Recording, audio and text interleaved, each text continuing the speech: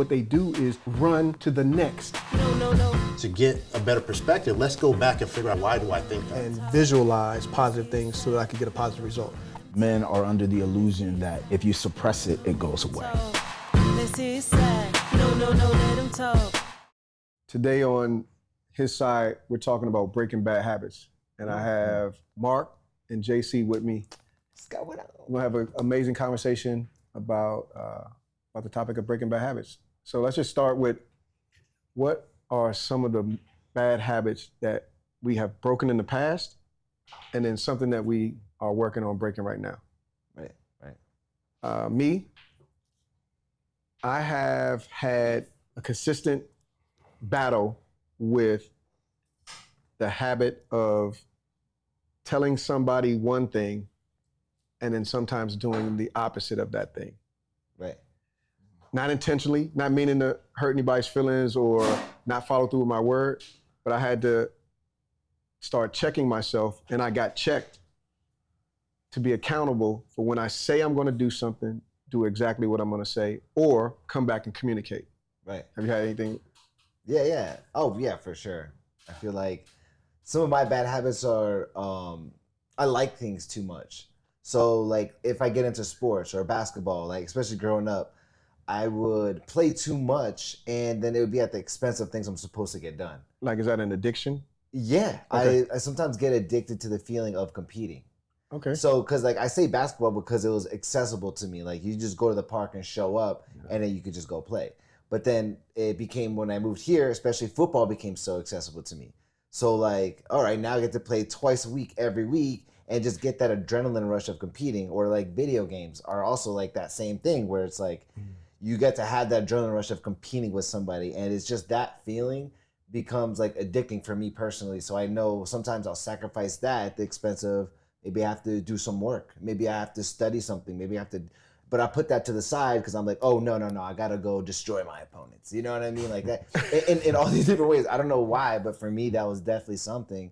And I think it's just people chase that adrenaline rush, whatever that may be, whatever gives you that feeling. Right. And I think that was it for me, especially just like, and you know, that's how I relate to that. Of that's something that needs to be broken. Yeah, because I feel like there's nothing wrong with that. But then I think that addiction to having that feeling at the expense of some things that are important, I believe that's kind of something, it's kind of been a hindrance in that sense too. Yeah. Mark? Interesting. Yeah, that's funny you mentioned basketball because when I first moved here, I have a background in sports. I've always loved to compete as well. Yeah. And then I played like rugby in college, football in high school. So coming out here, it's not like I can just go to the park and play pickup rugby or football. Yeah. So I got introduced to basketball, and I didn't play that growing up, like on a organizational or team level. But I'm athletic enough where I can pick up any sport and kind of do well. So got a membership to LA Fitness, got introduced to like a community over there, and started playing regularly and more. And kind of like you were saying, like I was working full time, but every day I would be at the gym before work, playing basketball, pushing it to where I would even be late to work, take a shower at the gym, then rush over there, not even have time to shower and rush over there because I was chasing that feeling. I had to get that kind of adrenaline rush, like you were saying, because in terms of bad habits, I mean, I have addictive personality, so I've had a ton of bad habits growing up. And then even today, I think maybe the primary one is kind of clinging to negativity and like having a cynical or pessimistic outlook based off, I guess, past experiences with people that didn't work out or certain things that I felt, maybe didn't go my way, and that kind of became a norm and started to place like negative expectations on things. So that's something I have to consistently stay conscious of and then kind of chip away at that because it's so ingrained in my behavior that like being aware of it, is one thing, but then working on it, just kind of gradually reframing and reshaping that.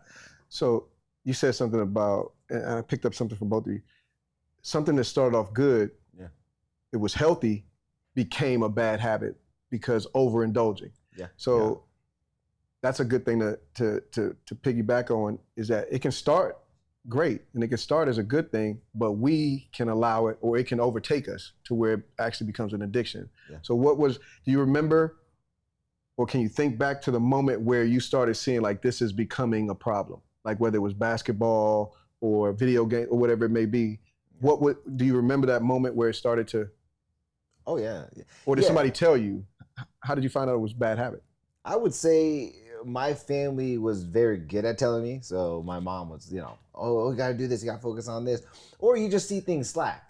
Like at some point along the way, I feel like you kind of start feeling the slacking of what you're supposed to be working on in a productive sense. Yeah. And then you're just kind of always making that choice like, what feeling am I chasing? And I feel like that feeling inside of, you could feel productive when you're playing basketball. I'm scoring points, I'm doing this, I'm doing that. So it's like you get that productive feeling, but then when you're done, it's the emptiness of like, these stats don't count. Like there's not a record book keeping track. I'm not gonna earn a contract from it. So it's like that temporary high goes away, and that would sometimes reflect like, yeah, that was dope, but it doesn't help me for tomorrow. Right. It doesn't help me for what it is that I'm working on in a productive manner for whether it be my future in production or whatever the case may be, whether it was school or whatever.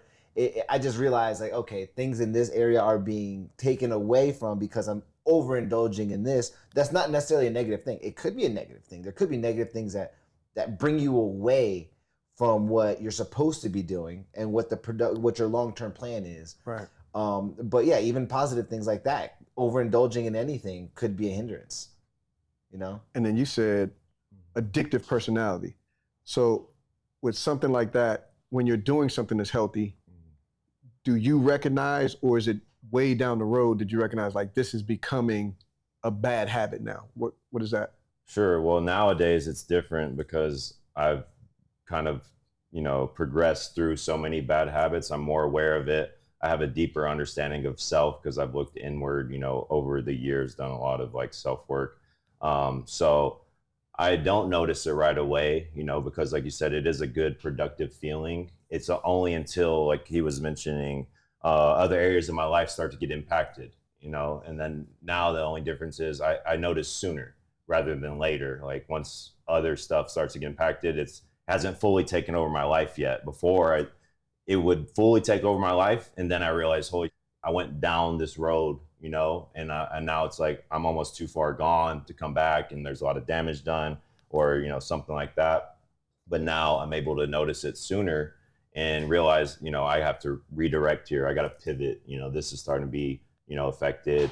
My priorities are X, Y, and Z. If I continue to do this, these priorities will be affected. So I'm going to have to, change my approach.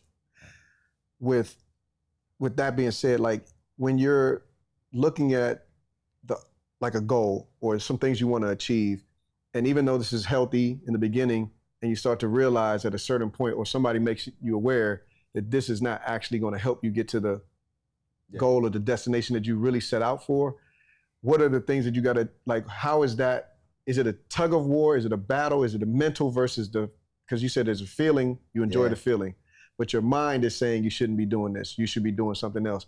How do you first in yourself deal with it? And then are there some things you could give us some tidbits on? Yeah. Honestly, it's then now understanding and changing that mindset of what you're working on. So like, if I'm getting this feeling from basketball because I'm competing and I'm beating people and I'm just loving that adrenaline rush, then I find that in what I'm doing. So like for production, for example, like if I work on making videos or something like that, or I work in a business, then I start applying that competitive mindset to that business. So I'm like, all right, how do I get that same adrenaline rush that I'm seeking in this and that? So, I got to make an X amount of sales. Make it a realistic goal so you can hit it. Like some people do over the top. I got to make $1 million in sales. It's like, you ain't even do 1,000. It's unrealistic. Yeah. Right. But if you make goals that you can hit, then you get that little dopamine hit of like, oh, I just did that. Right. Oh, my sales are $1,000 today. That's better than I ever done. It may not be $1 million, but that's a step. Right. So it's like for me, making those little steps that I can achieve, then starts to give me that dopamine hit that I get from sports. And then I'm like less resistant to doing those things. And then I can prioritize it better. Do you also have you ever had to abstain from basketball so that you could put that energy, or can you do them at the same time? Like even though you find the dopamine in the activity of producing a video or producing a show, but if you're doing that at the same time you're doing basketball, do you have to abstain? Right.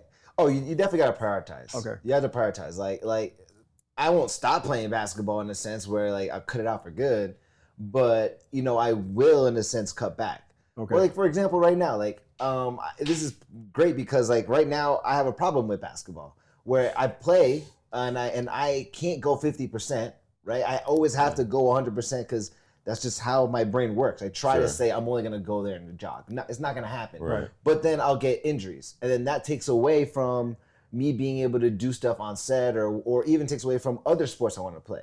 So I've learned like, yeah, I do enjoy the activity, but at the same time, if it does take away from other parts of my life, maybe I hold back on that, and then I put myself more. I'll have more time for another sport that gives me that rush, but I'll still put my energy into what's productive. Got it. So like I'll play basketball less, but maybe I'll play football more, or maybe I'll work out more and still get my health. Like I do it also for physical health, Okay. right? Sure. But then there's bad things like smoking or something like that. Like you learn if you don't have a balance and you're smoking too much weed, then that can take away from other parts of your life where then you become less focused, maybe less ambitious, less productive. So it's not like it in itself is bad, but I think the overindulgence is bad. And then it starts to leak into, well, yeah, I could do it all the time whenever I want. Well, maybe, but are you always going to be the best if you're doing that over and over again? Are there some things, I mean, we know there are some things, but specifically asking you, are there some things that become bad habits that we know we shouldn't even have started in the beginning before it even got to the habit stage? You have anything in your life or past your life that there was a thing that you started, knew it was bad from the jump, Right. and then it became habitual? I mean, I wouldn't say nothing for me specifically that's that bad. I guess some people would look at weed as bad, but honestly, it's helped me in a lot of ways because it's helped me become less anxiety over things, and I've been able to become more introspective and think about my own life. Right. So I wouldn't say necessarily I have that one thing that's like super negative, but I have seen it in general in a lot of people because they'll like alcohol. I've seen it easily abused, and I get it because it becomes like a crutch, right? Because it's easy. You can just take a drink and then forget about your problems, but it doesn't solve your problems, right? It becomes kind of like this little Band-Aid that makes you feel better in the moment, but then it starts to exacerbate your issues. So like what starts out very casually just to get over something can become a habitual habit that now you use that every time you have this negative feeling, and then you start having the negative feeling more often because since you're not solving the issue and now the issue's probably growing, then you're feeling worse and worse. So what are you doing? You're like drinking more and more, or you're smoking more and more weed, and you're still not fixing the problem, right? So you feel better in the moment while you're doing it. But again, if you're not addressing the main issues, the habits become a crutch and you really get in the way of productivity in more ways than you realize while you're going through it, you know? So, yeah. And Mark, Yeah. has there been a thing that, or things that have hindered you, you know going into this thing is bad, but you still do it, and then down the road you recognize this is something that has become habitual. I knew it was bad, but I like it so much that we make it not bad. Have you ever had a thing that, or people perceive it as bad, but you see it as good? Not necessarily that people perceive it as bad and I see it as good, but I mean, I've had plenty of things that I've gotten into that I knew were bad. I mean, drugs being one of them, like first weed and then alcohol, because growing up, weed's kind of, considered the gateway drug, but everyone's doing it. So it seems okay. So it's not necessarily viewed as bad among the peers or the community, friends. So I would do that, but problems came with that, because then it's illegal, in Tennessee where I grew up, it's illegal. My parents didn't like it. So I'm always battling with them, so it's not an issue around my friends, but then it's causing issues in the home, in my family life. And then, I could get in trouble or get arrested. And ultimately, that would lead to that too. And it has. And then So you've had consequences from some bad habits. Yeah, totally. I think all my bad habits I've had consequences from, whether it's like tangible, like I got arrested or I got a DUI, which has happened, or it's just an internal cost. It kind of taints my soul in a way whenever I engage in these activities, and then it affects the way I view myself. So it comes at that internal cost. And then I start to lose self-respect for myself. And like you said, I'm not delivering on my promises because I'm telling myself, I won't do that again. I'm telling other people, yeah, I got in trouble. I know, I'm sorry. I won't do that again. Then every time I break that and do it again, I lose more self-respect. And then I start to kind of distrust myself, and I fall prey easier to more bad habits and bad decisions and kind of spiral down in that way. Yeah. For me, I've had a lot of things that I've looked back in the past that I didn't realize was a bad habit. But once I matured and was able to go back and look, I was like, that really was a thing that started, like for me, it would start with a thought. I would follow that thought into an action. That action, I would practice it, and then it becomes habitual. And so I could trace it back to, man, if I would have controlled the thought, either in its inception or before it became like a stronghold, right? Because what happens for me, and I think most people, is that you get a thought about something or you get introduced to something, right? Good or bad. And then you start to see yourself, imagine yourself doing that thing, right? And then however you imagine yourself doing it, it may seem fun, it may seem good.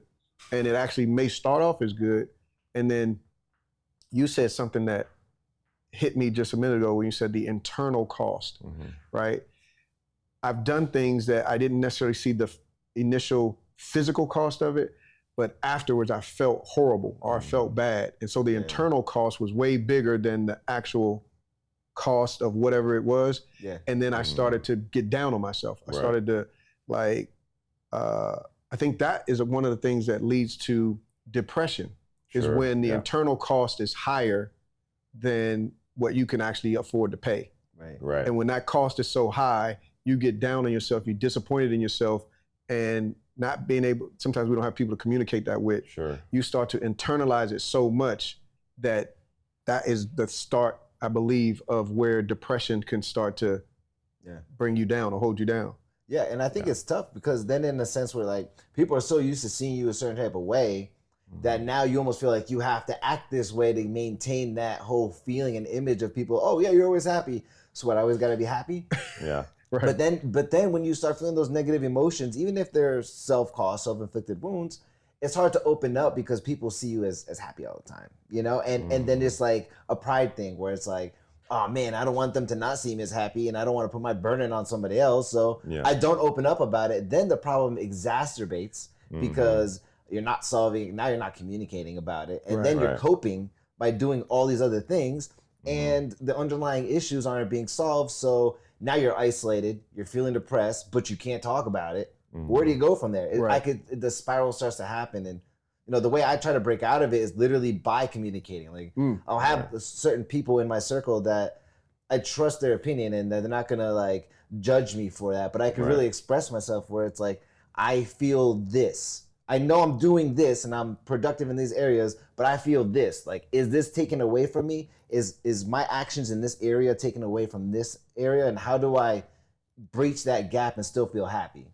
You know? It's difficult because I feel like everyone has like a lot of generalizations about how life should be. And if you're not happy in that way, like for me, it was like the typical 9-to-5 thing. My whole family would always tell that to me. Like you have to go look and go to college and work in this way. And for me, I was always like, I see everyone else around me doing that and they're not happy. So why do I want to emulate that and go into the system that I see everybody else so miserable in? And that was a big struggle for me. So it was hard for me to feel productive while doing all that stuff and find happiness in it. So it was like, where do I find that? Where does my passion meet productivity? And having people around me just point me in the direction or just encourage me made all the difference. Because then I'm like, I'm more bold. I believe in myself more. You know? You said something too, like, and you said it just now about family. Like, so how does family play into, like, if we think we're doing something the right way and they think that we're not doing it, to them it's a bad habit, but to us it could actually be the thing that's going to propel you into your future, whether it's production, whether it's you doing the best paddle right now. Some people may not understand a startup, like putting all of your energy into building a startup when they've never done that. So to them, this is a waste of time. You're creating a bad habit. How do you deal with family pushback? Well, I mean, I come from like a kind of a broken home. So my family was very dysfunctional to start, but in terms of that, like, and how I could relate is the expectations, what he was saying. Their expectations are here. Maybe my goals and expectations are somewhere over here. So they don't necessarily align.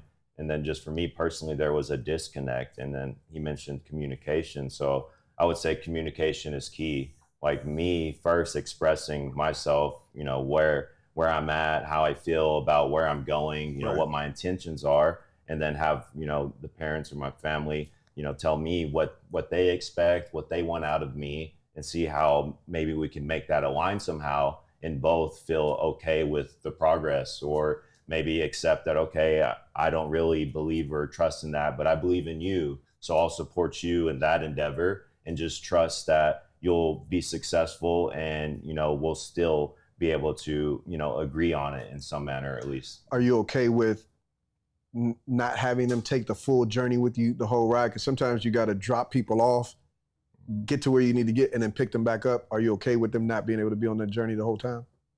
Yeah, I mean, definitely personally, because I feel like I've come to rely on myself so much that I just have to trust in myself, and then believe that, that love from them is there, and they're going to love and support me either way, whether they agree with what I'm doing or not. And they'll always be there. Mm-hmm. So I can kind of rely on that, and then put my full effort and focus on what I'm doing, and, do my best to be successful in what I'm doing, and then hopefully share that with them later down the road.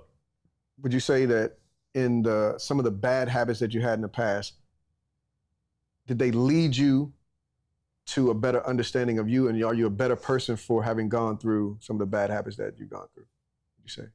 Me, yes, 100%. I had just started early on for me. Every time, like, I had really bad habits that led to, essentially destruction. They were like destructive habits, really. So eventually, I act out on the habits so much, and it causes all these problems in my life, and then everything kind of blows up. So once everything blows up and I've caused all the damage, I'm left to pick up the pieces.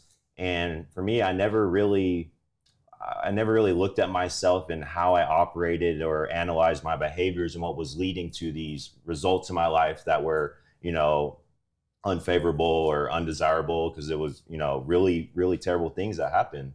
Like me, like the first major one's getting expelled from high school because I was going out and partying on weekdays and drinking a lot. And then after that, I had to look at how did I get here? Because I'm not thinking about that in the process. I'm just running with it, Right. just feeling and going with the moment. And so after that, like I'm left to look at, okay, well, how did I get here? Then I have to look at myself and start to analyze my behaviors and break down kind of the feelings and behaviors associated, with how I operate. And, maybe there's some flaws in there because I had full belief in myself that I knew what I was doing and that I knew what was best for myself. So coming to an understanding that I don't know everything, because that's how I felt. I really thought I did know everything and relied solely on myself. And then, like he said, start to take some advice and feedback from other people. Then I can kind of see areas to improve on. Right. Yeah. Yeah, no, I agree with that. And honestly, I'm somebody who loves to have discourse. Like me and you will debate all the time. Right. But I love those kind of conversations because that's where you find new truths and also new perspectives. And I don't feel like I'm not somebody who calls every discourse where we're disagreeing an argument. Because to me, that's where you get true discovery in new topics and new ways to look at things. Sure. So for me, talking to my family about, oh, I want to change, because I've changed in my career like 3, 4, 5 times, 6 times, who knows how many, throughout my 20s, just to find what made me happy. Like I could have stuck with any one of those things. But once I find the whole thing, like, okay, am I actually happy doing this long term? I change. But that doesn't necessarily mean that's a good thing to do in life, right? Like you do need stability and growth at some point. So what started first as a journey maybe became a habit where I'm just maybe too comfortable being like, oh, this career, I don't know, let me change. You know what I mean? So it's all about finding that balance. And you can't really see that kind of balance unless you have somebody to bounce that whole process off of. Right. Without people in my life that gives me guidance and shows me like, hey, you apply some consistencies in any one of these areas, you could be really successful in any one of these things you do. Right. Find happiness, but find productivity and find that middle ground. Sure. So it's like, where are those things that make you happy, whatever that may be, whether it's good or bad, like we keep referring to, an overindulgence in any of that can take away from what would make you productive, which productivity then leads you to have freedom to pursue your things that make you happy. Right. Right. So it's finding that balance. And sometimes when you're alone, it's hard to do that. Yeah. And honestly, there's a lot of people who don't have the family structure to have that. We all kind come of from discussion. some sort of dysfunction. Right. So maybe you find somebody in your life that can be that mentor, or just find people with wisdom. Not necessarily just like, sometimes finding yes men can be like one of the things that lead you to your destruction too. Right. Because you can find somebody that's going to agree with whatever you want to talk about, and they'll encourage you to keep doing whatever you're doing, whether it's good or bad. I'll say that as a single guy, I had a lot of bad habits that I didn't know I needed to break them until I got into a relationship where the person was valuable enough for me to say, I'm going to allow you to be a mirror. Right. And work on, because it didn't, and you say always allowed, but work on being accountable to them. Yeah. So if we're not accountable to anything, you don't even know you have bad habits sometimes. Right. So we need to have awareness, but then also have that circle, or at least one person that you can be accountable to, that is you're honest with and open-minded to hear their perspective. Because the one thing that I've learned, I can never see myself the way you guys see me. Right. I don't have that perspective. Yeah. I don't have your experiences. I don't have your understanding of life to even be able to see me the way you see me. So I need to be open to hearing what you say. Whether I agree or disagree, being open to it will help me to become a better person, right?